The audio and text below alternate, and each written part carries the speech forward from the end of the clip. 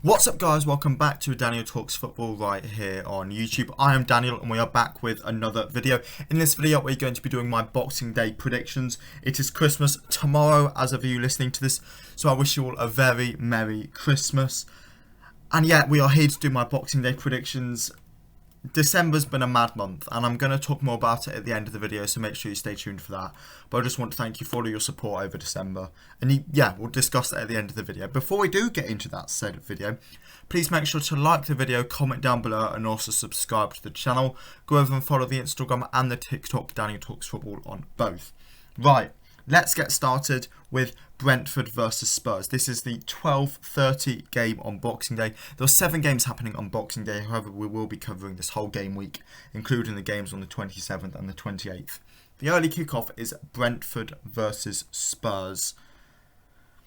Now, looking at this, you would think, you know what, this is going to be a Spurs victory. Especially with all of the Ivan Toney stuff going on with Brentford. Will he play in this game?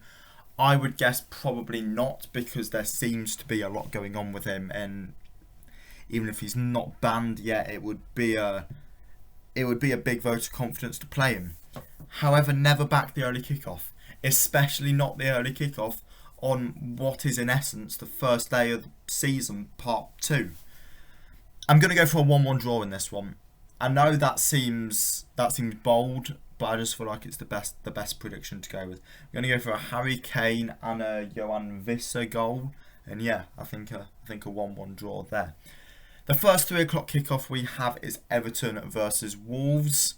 Obviously, Wolves have their new manager in Julian Lopetegui with, I have forgotten his name, Matheus Cunha coming in January. That deal is now agreed for like £50 million, €50 million, which is stupid money for a player of Matheus Cunha's quality, but apparently that's what you've got to pay nowadays. Everton were possibly expected to sack Frank Lampard during this international break, yet decided to stick with him. They're one of a couple of sides to do that. West Ham also did the same with Moyes.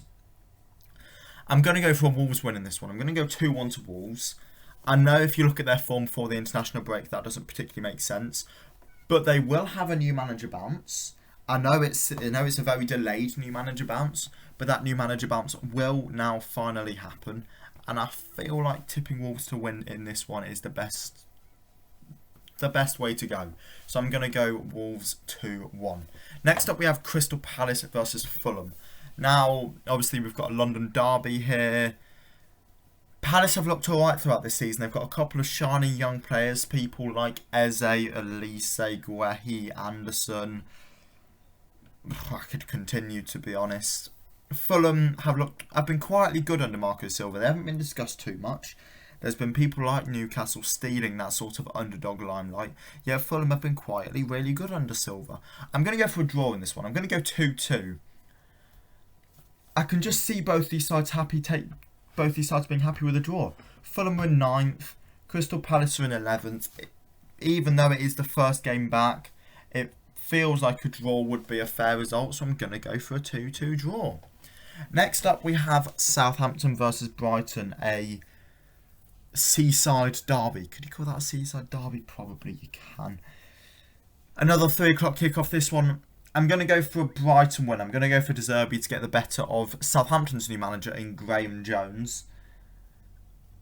I don't like Jones. I don't think he's a good appointment. I didn't think he was that good with Luton. He was at Luton, wasn't he? It was either Luton or Blackpool. I think it was Luton. He wasn't that good with Luton.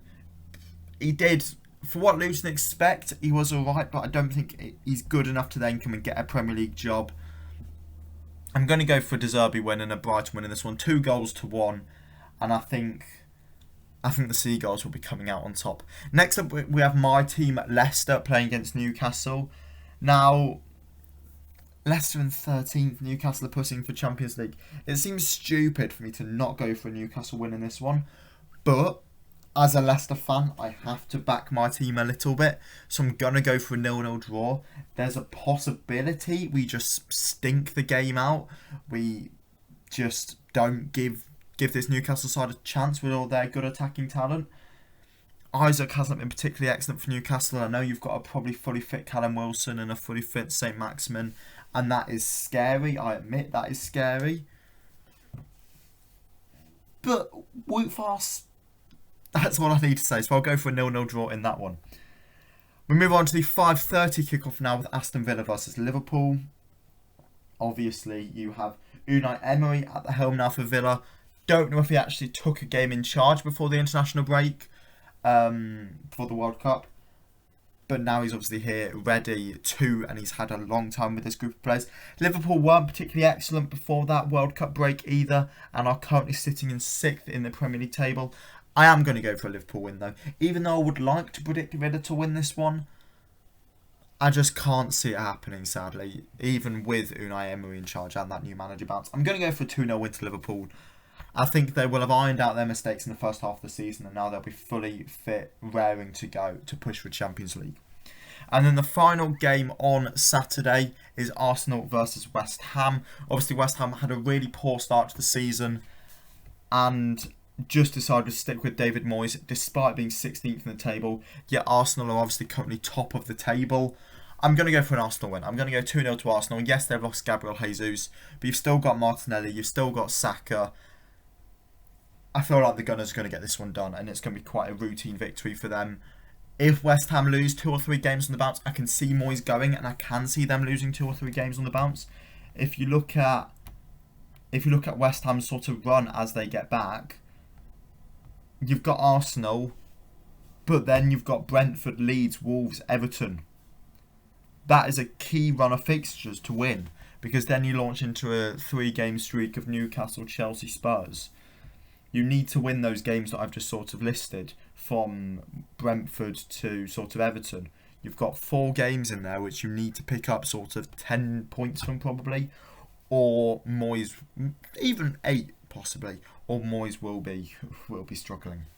Moving on into Tuesday's game, Tuesday the 27th games.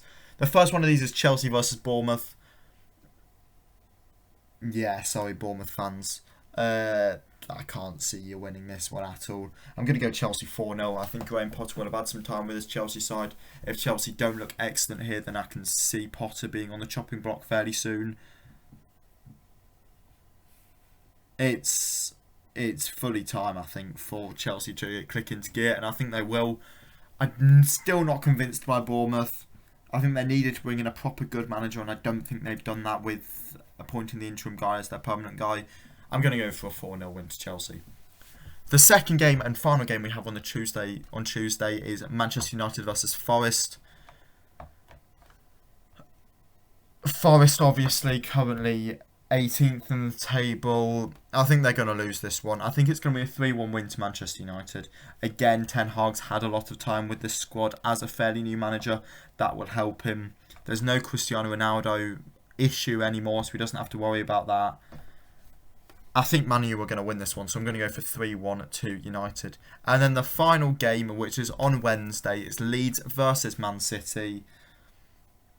This is going to be a routine victory for City, I think. It's going to be 2-0 to City. It's going to be easy. They're not going to need to struggle. Haaland's going to get 2 against the Saudi supporters in Leeds.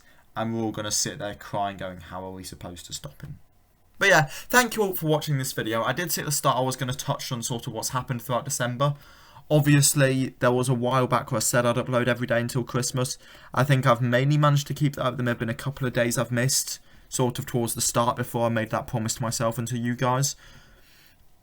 But I have managed to upload sort of pretty much every single day in December, and pretty much every single day since the World Cup started. There's been more videos come out on the channel than days since the World Cup has started. And I want to thank you for all the support during that time. This video is obviously recorded a little bit in advance, but as of recording, you know, in the last 28 days we've had 3.6 thousand views. For a channel that all-time views is at like 9,000. That I'm truly grateful. Since the start of the World Cup, we've grown in subs by 15-20 subs, and I know that's not loads for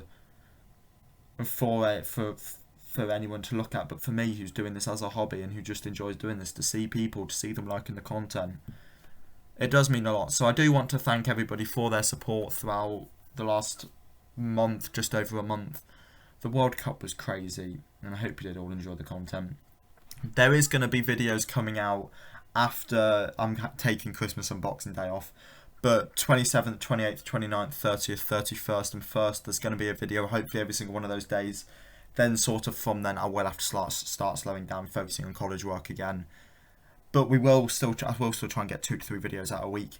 In terms of the podcast, I know I've had a couple of questions surrounding it, and this is why I wanted to bring this up at the end of this video. Podcasts are going to go to every 2 weeks. Now, there will still be the highlight videos, obviously, from the podcast. I'm not quite sure how I'm going to structure them yet. You know, if I'm going to do, say, one highlight video 1 week and then like one highlight video the next week. I'm not quite sure how I'm going to structure that. Podcasts are going to move to every 2 weeks, though.